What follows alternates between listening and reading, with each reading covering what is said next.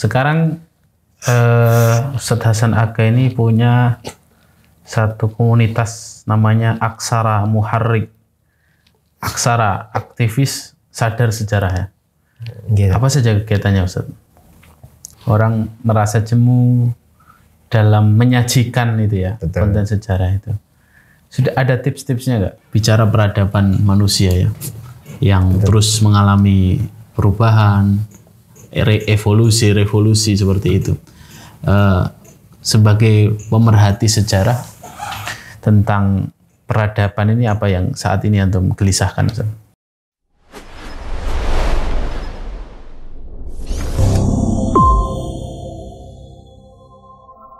Bismillahirrahmanirrahim. FKM Podcast, hangatkan hati, hangatkan pikiran. Kali ini kita bersama Ustadz Hasan Aga. Alhamdulillah. Gimana Ustadz? Sehat? Alhamdulillah sehat. Ustadz Hasan Aga ini terkenal sebagai seorang pemerhati sejarah. Boleh saya bilang gitu Ustadz? Dari mana Ustadz? Antum dulu sejak kapan belajar sejarah itu, sejak kapan? Atau pecinta sejarah atau gimana Ustadz?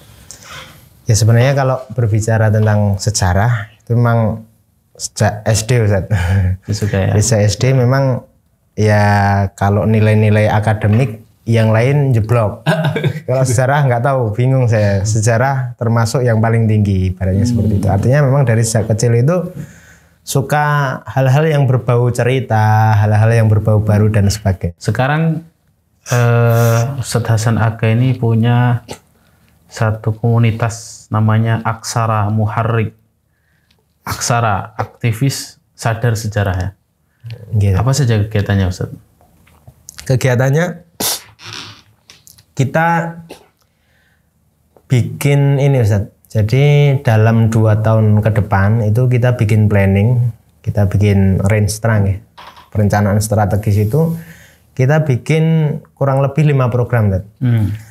Jadi dalam 1 tahun ini target ya, meskipun entah 1 tahun ini atau sampai 2023, yang jelas planning kita itu 2 tahun. Jadi kita mau bikin 5 program. Program yang sudah berjalan itu adalah program sebulan sekali.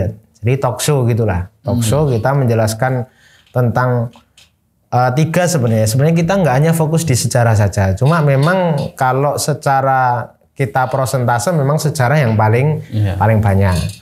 Nah kita juga nanti pengen jelaskan tentang pemikiran ya, kita mengkaji tentang pemikiran termasuk juga geopolitik kan gitu Ustaz. Nah itu talk show di sini kita lebih kepada kajian yang tematik. Karena nanti kita punya program yang lain, program yang itu sifatnya berkelanjutan.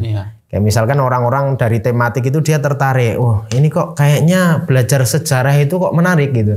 Maka kita arahkan ke yang ini tadi, berkesinambungan, berkelanjutan. Itu nanti kita bikin program namanya Sinau Bareng. Sinau Bareng. Sinau Bareng itu kalau yang talk show itu sebulan sekali, kalau yang Sinau Bareng itu dalam 1 bulan kita 2 kali, artinya 2 pekan sekali.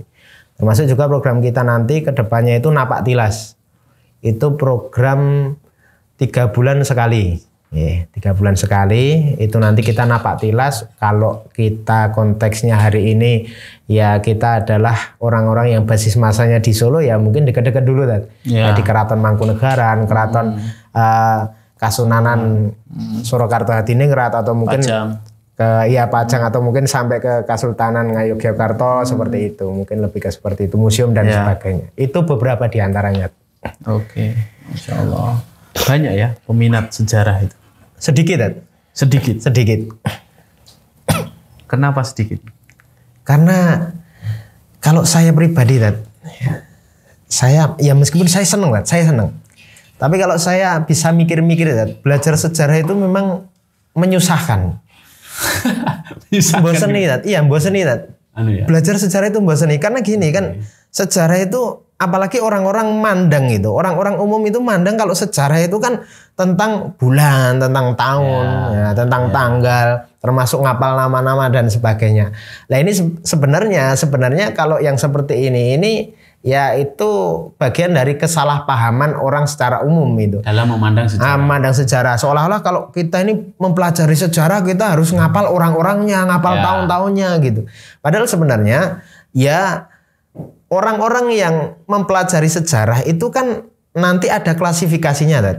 Kalau secara garis besar ya misalkan ahli sejarah atau pengamat sejarah dan sebagainya, ya mereka dituntut untuk itu gitu loh, dituntut untuk menghafal nama-nama, kemudian wilayah-wilayah tertentu dan sebagainya. Tapi orang yang berada di bawahnya, maksudnya orang yang mempelajari bukan untuk menjadi pengamat dan yang sejenisnya, itu kan yang dituntut itu adalah hikmah yang bisa kita ambil. Nah, poin penting apa yang bisa kita ambil dari sejarah gitu. Kayak misalkan ada sebuah perkataan menarik, Ustaz. Itu ada perkataan menarik itu baik orang-orang Arab maupun orang-orang Prancis itu mengatakan kalau orang-orang Arab itu kalau nggak salah istilahnya itu at-tarikh yaduru nafsah gitu, Ustaz. Kemudian kalau orang-orang Prancis itu mengatakan l'histoire se répète. Sejarah itu akan selalu mengulang dirinya sendiri. Termasuk juga ada perkataan, saya lupa itu, ada seorang musisi itu yang mengatakan barang siapa yang tidak bisa memahami masa lalunya, maka dia dikutuk untuk mengulangi masa lalunya itu. Dalam artian gini, kalau misalkan nenek moyang kita di masa lalu, misalkan konteksnya kita ini konteks kebangsaan, kita sebagai bangsa Indonesia misalkan. Dulu nenek moyang kita itu pernah melakukan banyak sekali kesalahan-kesalahan sampai kemudian misalkan saja para penjajah datang, merampok negeri kita dan sebagainya itu. Itu misalkan disebabkan karena kesalahan nenek moyang kita lah. Kalau kita nggak memahami itu, kita nggak mencoba untuk mengevaluasi itu, maka kita bisa jadi akan mengulangi kesalahan itu lagi. Akan dijajah lagi gitu maksudnya. Nah, bisa jadi seperti itu. Nah, misalkan seperti itu.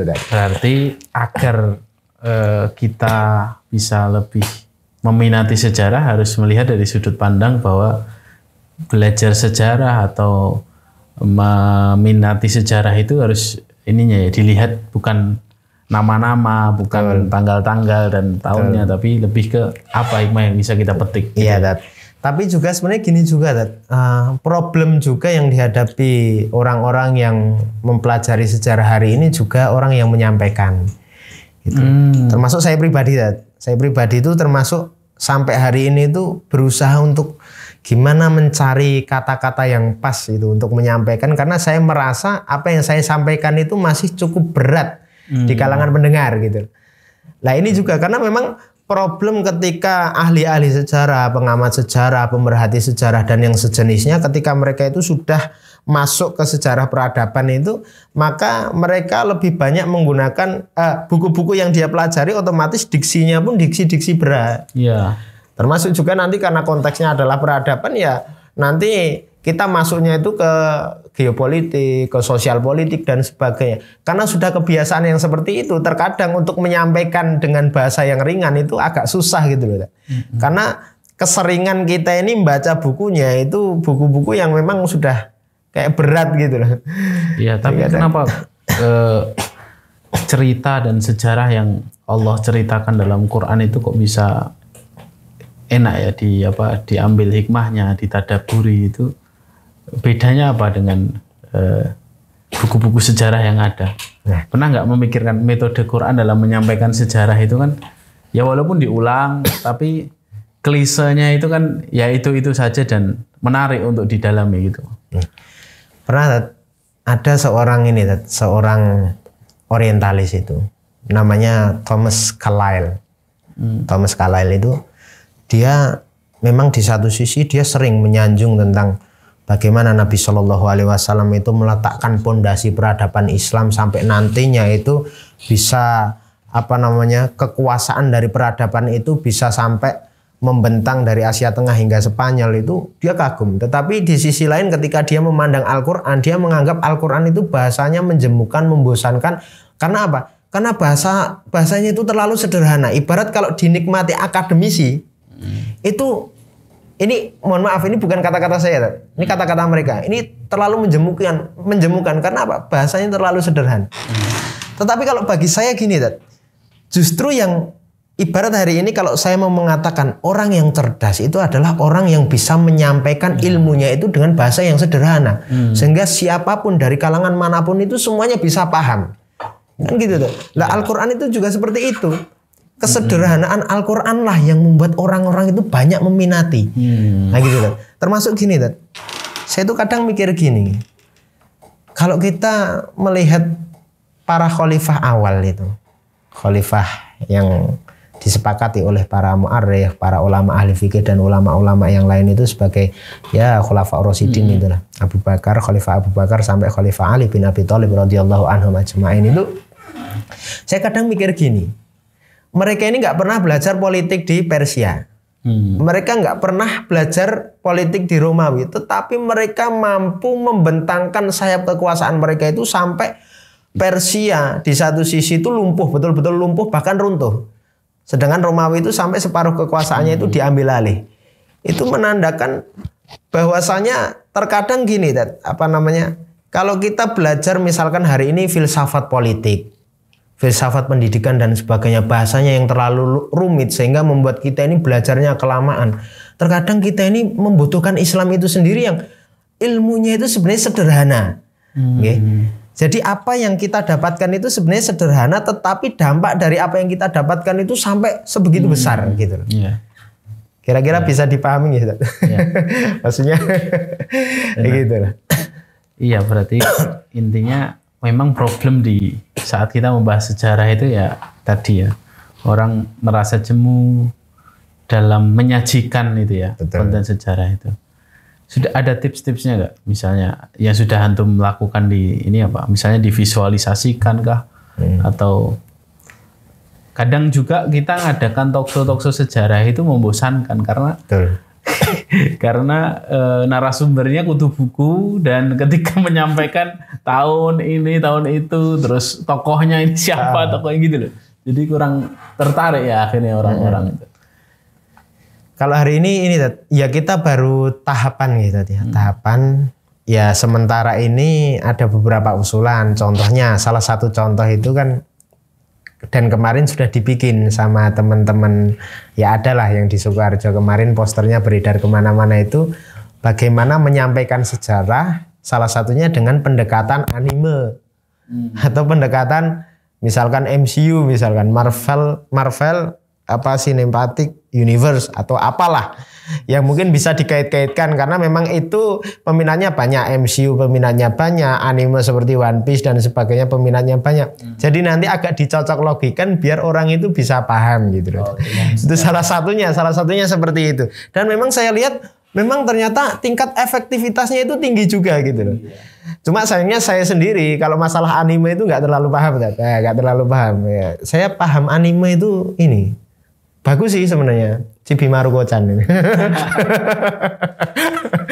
Kelasnya sing ngono-ngono gitu. Jadi nek sing Maruko-chan kayaknya bisa disangkutkan sejarah ya. Kayak gitu lah. Ya Ustaz, bicara sejarah itu kan tidak bisa terlepas dari bicara peradaban manusia ya. Yang terus mengalami perubahan, revolusi seperti itu. Sebagai pemerhati sejarah tentang peradaban ini apa yang saat ini antum gelisahkan? Kalau kita berbicara peradaban ini, saya agak tertarik dengan peradaban dalam artian itu yang bahasa Indonesia, versi bahasa Indonesia itu saya agak tertarik itu. Maksudnya kalau kita berbicara tentang kata peradaban itu kalau dalam bahasa Inggris itu kan civilization. Kalau bahasa Arab itu kan hadoroh itu bisa atau juga itu tamadun dan sejenisnya. Nah ini ada yang menarik dari kata peradaban dalam bahasa Indonesia di mana kata peradaban itu berasal dari akar kata adab. Artinya bisa dikatakan bahwasanya pondasi dari peradaban umat manusia itu adalah adab itu sendiri. Atau kalau secara lebih umum lagi adalah akhlak. Dalam artian adalah hari ini salah satu yang membuat kita ini kita merasa khawatir, merasa cemas dan sebagainya adalah pertama tentunya kesalahpahaman dalam memahami peradaban. Karena hari ini kita melihat orang-orang akademisi salah satunya itu mereka melihat peradaban itu dari kemajuan fisiknya. Sehingga ketika mereka melihat orang-orang barat itu dianggap sebagai ya bangsa yang peradabannya paling maju. Karena apa? Secara fisik mereka luar biasa gitu loh. Teknologinya juga luar biasa dan sebagainya. Cuma kita harus memahami bagaimanapun majunya suatu fisik itu bangunan, kemudian kultur budayanya dan sebagainya, kalau tidak ada pondasi akhlaknya, maka peradaban itu sifatnya nanti akan merugikan peradaban-peradaban yang lain. Contohnya adalah gini, Dad. Kita bandingkan nanti antara peradaban Islam dengan peradaban Barat. Peradaban Islam ketika mereka maju dan peradaban Barat ketika mereka maju. Di abad pertengahan, itu orang-orang Eropa saja mereka sepakat abad pertengahan itu adalah masa di mana orang-orang Islam itu mengalami the golden age, era keemasan. Sedangkan Barat itu the dark age, masa kegelapan. Nah, kita bisa melihat di situ peradaban umat Islam itu jelas pondasi mereka adalah akhlak. Itu sudah jelas sekali. Kita nggak perlu meragukan hal itu. Gitu. Lah, kita bisa melihat ketika kaum muslimin dalam kondisi di mana mereka mencapai puncak kejayaannya, adakah peradaban lain yang dirugikan gitu loh? Apakah ketika kaum muslimin bisa mengembangkan mesiu, kemudian mereka membantai siapapun? Tidak ada. Apakah ketika kaum muslimin itu bisa mengembangkan senjata-senjata artileri dan sebagainya, kemudian membuat mereka itu ya menguasai seluruh dunia dan sebagainya? Faktanya gini, Dan. Faktanya kalau kita berbicara tentang kerajaan paling luas ini, kekaisaran yang paling luas itu sebenarnya bukan Islam. Gitu loh. Maksudnya kalau konteks khilafah itu dibawa kepada kekaisaran itu, ternyata yang paling luas dalam sepanjang sejarah itu Britania Raya Inggris. Yang kedua Mongol. Baru yang ketiga itu, yang ketiga apa ya saya lupa. Yang jelas yang kelima, urutan kelima itu dinasti Umayyah. Dalam artian gini, bukan berarti kaum muslimin itu mereka nggak berkuasa, enggak. Tetapi gini, kaum muslimin itu andai kata mereka pengen menguasai seluruh dunia itu dijadikan satu negara itu bisa. Dengan kemajuan mereka waktu itu. Tetapi mereka tidak seperti itu modelnya. Makanya gini, ada seorang sejarawan Prancis bernama Gustave Le Bon itu pernah mengatakan, dia pernah mengatakan andai kata muslimin menang dalam pertempuran Tours, maka Prancis akan secemerlang Andalusia. Gustave Le Bon itu kalau nggak salah kan dia hidup pada abad ke-19 Masehi, di mana pada waktu itu ya Eropa secara kemajuan itu belum betul-betul matang. Belum betul-betul matang. Nah, dia mengatakan sendiri, kan kalau kita berbicara pertempuran Tours, itu kan pertempuran antara kaum muslimin yang pada waktu itu di bawah Jenderal Abdurrahman Al-Ghafiqi, kemudian orang-orang Frank di bawah Charles Martel, di mana pada pertempuran ini kaum muslimin kalah. Sehingga para sejarawan Barat waktu itu mengatakan andai kata kaum muslimin itu menang di perang Tours itu kan minimal Perancis itu dikuasai sampai ratusan tahun sebagaimana Andalusia dikuasai. Dalam artian gini, kalau saya sederhanakan, Gustave Le Bon itu seolah-olah mengatakan andai kata Perancis itu berhasil dikuasai kaum muslimin, pasti Perancis akan secemerlang Andalusia. Karena faktanya Ustaz, kalau kita melihat era pelayaran, the discovery age, itu era penjelajahan dan sebagainya, yang menurut saya bukan penjelajahan tapi penjajahan, itu kan dimotori oleh Spanyol dan Portugis.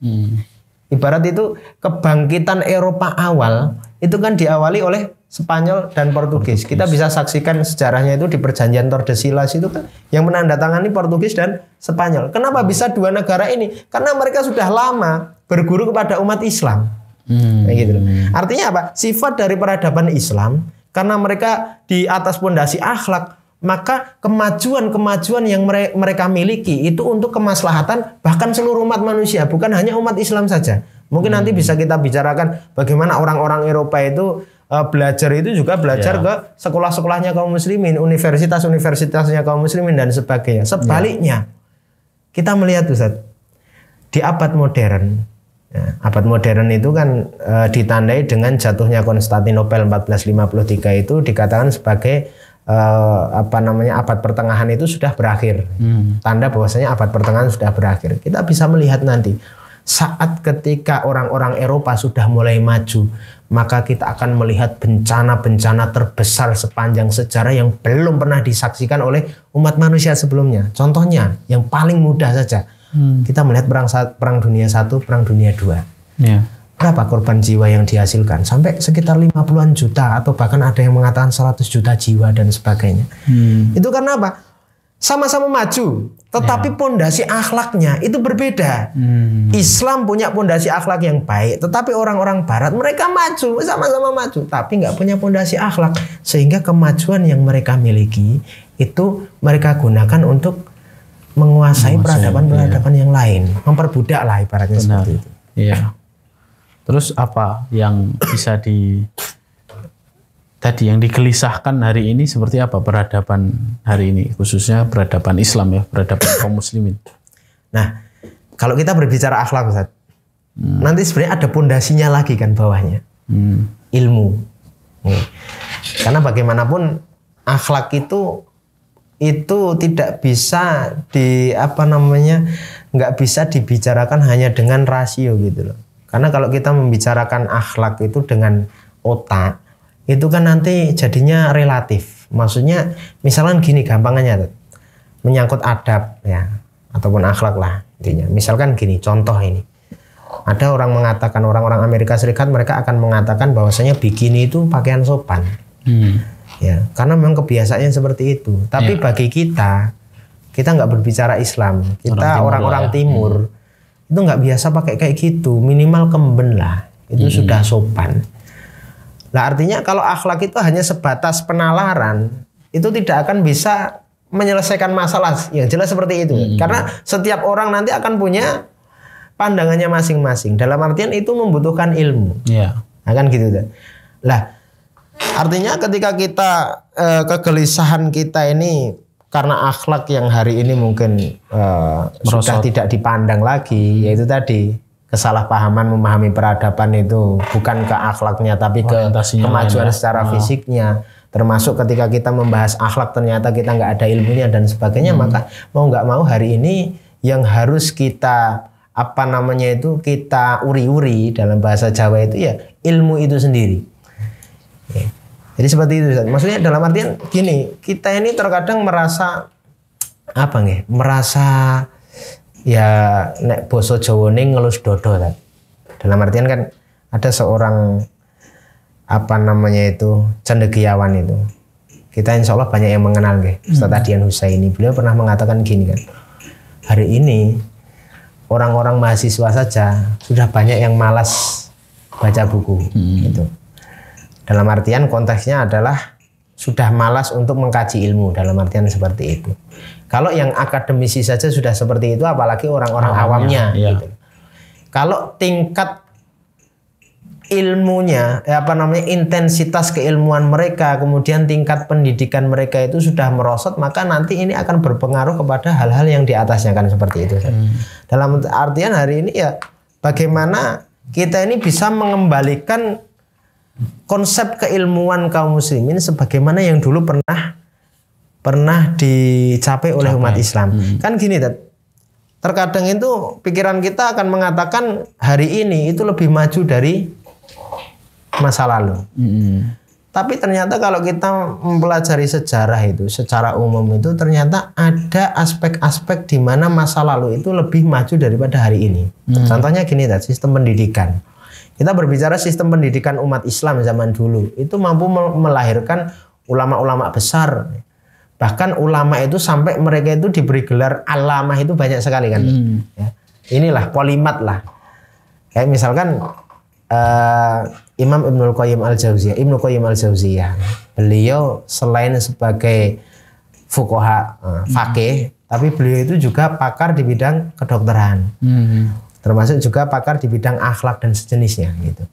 Termasuk juga misalkan kita membaca biografinya Imam Fakhruddin Ar-Razi. Satu orang tapi menguasai banyak sekali bidang. Beliau adalah ahli fikih, beliau adalah ahli tafsir, beliau adalah kalau misalkan ilmu pengetahuan yang dalam tanda kutip adalah sains, beliau itu juga ahli matematika, kemudian ahli filsafat, kemudian juga ahli sosiologi dan sebagainya. Dalam artian kalau misalkan kita bandingkan dengan hari ini, terkadang kita mikir zaman ini seharusnya lebih maju daripada zaman dulu. Tapi kok enggak gitu loh.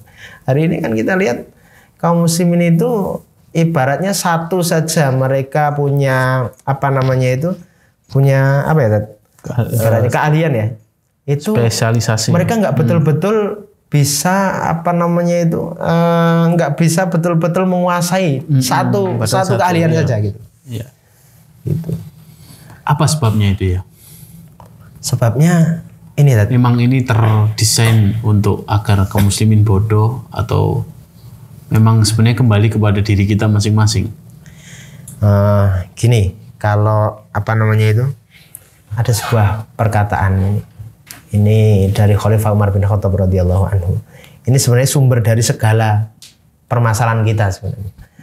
Secara spesifik umat Islam, tapi juga sebenarnya seluruh umat manusia. Khalifah Umar bin Khattab radhiyallahu anhu itu ketika beliau menginstruksikan beberapa jenderalnya itu yang ada di Syam itu untuk menaklukkan, salah satunya adalah Palestina yang pada waktu itu namanya adalah Elia itu, ketika sudah berhasil difutuh, sudah berhasil ditundukkan, maka uskup agungnya pada waktu itu yang bernama Sophronius meminta agar Khalifah Umar datang langsung kan gitu tadi. Lah begitu datang, para jenderalnya ini kaget. Bahkan sekelas Abu Ubaidah bin Jarrah, sang Aminul Ummah itu ketika melihat Khalifah Umar itu kaget. Kaget dengan apa? Pakaiannya. Kaget dengan apa yang dikendarai. Kalau misalkan kebiasaan kaisar itu ketika mendatangi suatu wilayah yang sudah ditaklukkan itu pasti pakai iring-iringan gitu loh. Ya. Lah ini enggak. Khalifah Umar itu cuma ditemani satu orang, ini apa namanya pembantunya gitu nih, namanya Aslam kalau nggak salah itu. Dan itu pun ganti-ganti kendaraannya cuma pakai keledai. Itu sampai kemudian ditegur oleh Abu Ubaidah bin Jarrah. Jenengan ini gak izin karo Kaisar Romawi, gak izin karo Kaisar Persia. Maka kemudian pada waktu itu Khalifah Umar itu secara singkat beliau mengatakan laqad kunnal adilla. Dulu kita orang-orang Arab itu adalah bangsa yang hina gitu.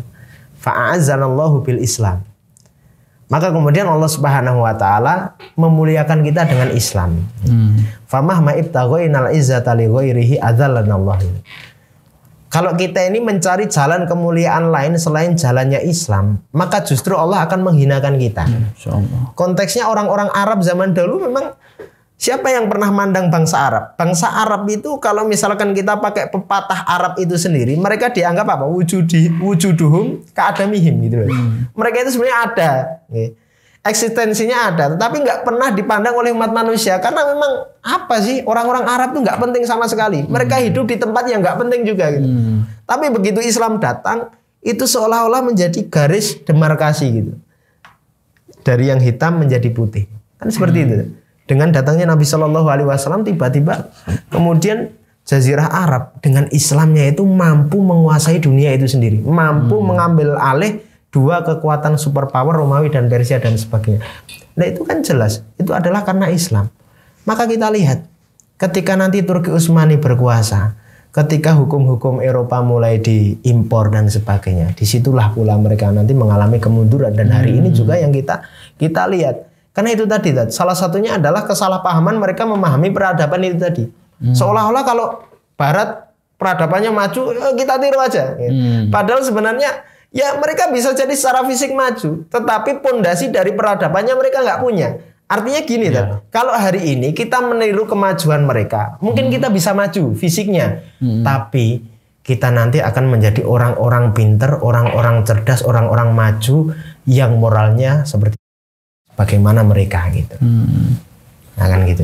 Iya. Ini pembahasan kita semakin serius ini sepertinya. Kita grogi. Lalu apa Ustaz? Usaha-usaha apa yang bisa dilakukan oleh kaum muslimin ini untuk biar dia sadar bahwa peradaban yang kita kiblati hari ini itu peradaban yang sebenarnya sejatinya peradaban itu ada di kita, bukan di sebelah sana gitu. Apa saja satu usahanya? Ya kalau kita menjelaskan tentang poin-poinnya itu sebenarnya banyak sekali Ustaz. Karena kita nggak mau menyederhanakan sesuatu yang itu serius gitu loh. Yeah. Cuma memang kalau secara garis besar jelas kita kembali kepada Islam itu sendiri. Cuma kan ya kita masing-masing ya tergantung kontribusi kita. Dan salah satu hal yang kita pikirkan adalah kekosongan Di mana pada hari ini kan kaum muslimin tentu masih banyak lubangnya gitu loh. Mereka masih banyak memiliki kekosongan yang belum sempat diisi. Salah satunya adalah sejarah itu sendiri. Kalau misalkan Imam Malik bin Anas rahimahullahu taala itu beliau pernah mengatakan lantas la yasluha akhiru hadhil ummah illa bima saluha bihi awwaluha. Generasi akhir dari umat ini yaitu umat Islam, mereka tidak akan pernah menjadi baik kecuali dengan baiknya orang-orang yang ada di generasi awal. Pertanyaannya, kalau misalkan kita ini, andai kata kita hari ini dianggap sebagai orang yang berada di generasi akhir, kalau dikatakan kita ini nggak pernah bisa jadi baik kecuali dengan mencontoh baiknya yang generasi awal yaitu generasi salaf. Pertanyaannya, kalau kita tidak memahami sejarah kehidupan mereka, gimana kita mau jadi baik? Nah, gitu. Ini salah satunya maksudnya. Karena sekali lagi kalau kita berbicara tentang bagaimana mengajak kaum muslimin kembali ke Islam kan sesuai kontribusinya masing-masing, sesuai dengan kapasitasnya masing-masing. Tentunya seperti itu. Lah, mungkin salah satu hal yang kita pikirkan itu adalah kekosongan dalam masalah sejarah itu sendiri, karena malasnya orang-orang hari ini untuk mempelajari sejarah. Padahal zaman dulu itu ulama-ulama apapun itu mereka pasti nulis sejarah gitu. Ulama tafsir nulis sejarah seperti Imam Ibnu Katsir, beliau menulis Al-Bidayah wan Nihayah. Kemudian Imam At-Tabari, beliau menulis Tarikhur Rusul wal Muluk. Terus kemudian juga ahli-ahli misalkan ahli-ahli fikih seperti Ibnu Asakir, beliau juga menulis tarikh. Kemudian Imam Ibnul Athir juga menulis tarikh gitu dan sebagainya. Dalam artian yang namanya tarikh itu adalah sesuatu yang tidak bisa dipisahkan dari kehidupan kaum muslimin. Karena Al-Quran itu sendiri 30% itu mengajak kita untuk belajar tarikh kan gitu. Afalam yasiru fil ardi fayanzuru kaifa kana aqibatul ladzi min qablikum, kalau nggak salah itu. Jadi kenapa kita ini nggak mencoba untuk berwisata, misalkan kita pakai bahasa healing. Kenapa kita ini nggak mencoba untuk healing ke tempat-tempat di mana dulu peradaban-peradaban itu pernah dihancurkan? Biar apa? Biar kita ini memahami apa yang menyebabkan mereka hancur. Kan seperti itu. Termasuk juga tadi konteksnya 30% dari ayat-ayat Al-Quran ternyata banyak diisi oleh kisah-kisah lah. Kita harusnya merenungi itu. Sejarah itu diperlukan hari ini untuk memahami bagaimana dulu, ibarat kalau hari ini kita terpuruk, bagaimana kita bisa bangkit kembali.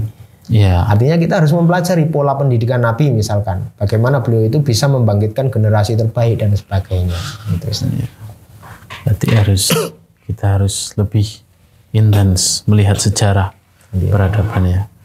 Ya memang PR kita hari ini Ustaz, menyiapkan satu wadah yang terus akhirnya generasi muda ini ya tidak jauh-jauh dari sejarah gitu, bisa menikmati sejarah gitu ya. Ya, tips antum Ustaz buat pemirsa yang di rumah mungkin terakhir ini ya sebelum kita usaikan, tipsnya bagaimana biar kita ini senang melihat atau membaca sejarah seperti itu, apa yang dulu antum etape yang antum jalani dulu bagaimana Ustaz? Atau itu sebenarnya passion, ya tergantung keturunan saya orang sejarah semua Ustaz misalnya gitu. Atau sebenarnya semua orang itu bisa mencintai sejarah gitu. Yang jelas gini, ya memang kalau passion ya betul passion. Passion ya. Awalnya maksudnya. Tapi passion itu sendiri nanti kalau yang sesuai passion itu nanti biasanya ya jadinya pengamat, jadinya lebih sejarawan itu dalam sendiri kan gitu. Tapi kalau untuk menghadiri kajian-kajian yang membahas tentang tarikh, sirah dan sebagainya, itu kan nggak harus passion itu. Tapi itu berkaitan dengan niat kita sebenarnya. Artinya hari ini kita harus memahami pentingnya memahami sejarah itu sendiri, Ustaz. Seperti itulah.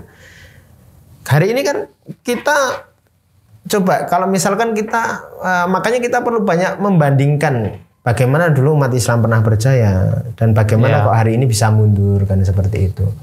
Umat Islam zaman dulu itu secara keilmuan itu mereka kuat, bukan hanya di sisi militer, mereka keilmuannya kuat.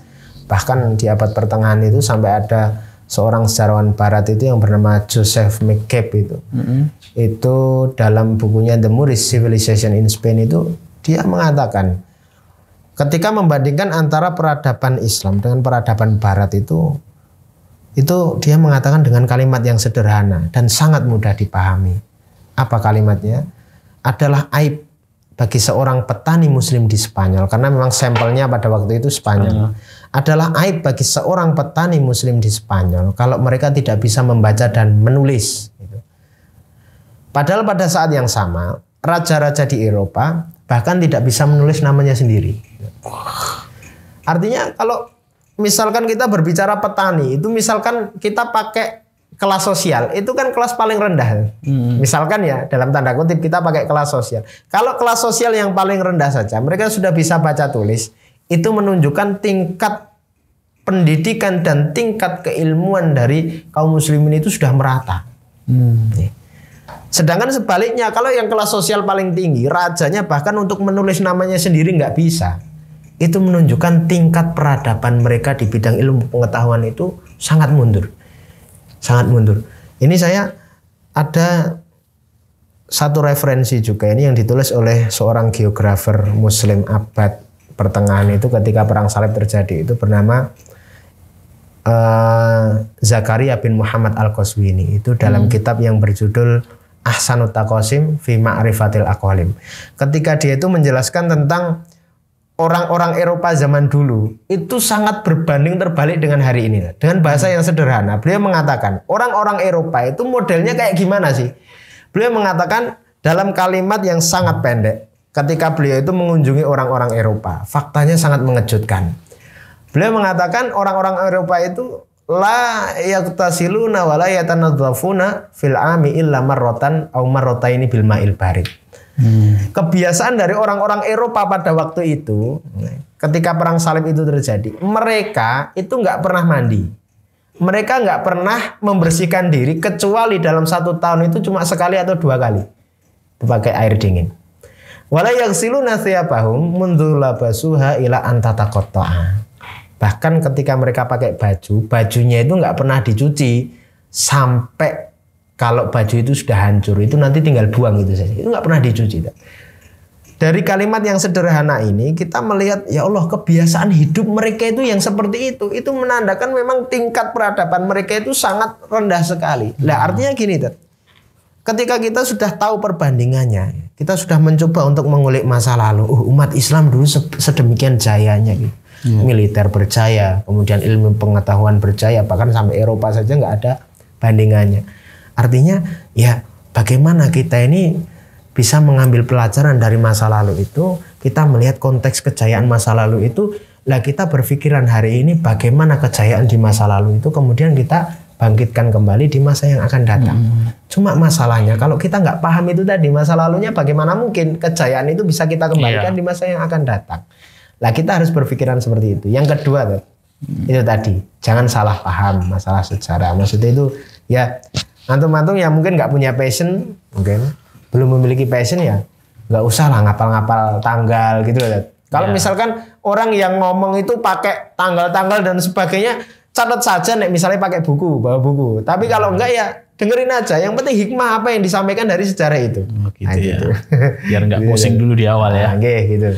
Ya, berarti memang harus ada niat dan tujuan yang benar. Nah, misalkan ini terakhir contoh ini. Misalkan ya kayak Muhammad Al-Fatih menaklukkan Konstantinopel.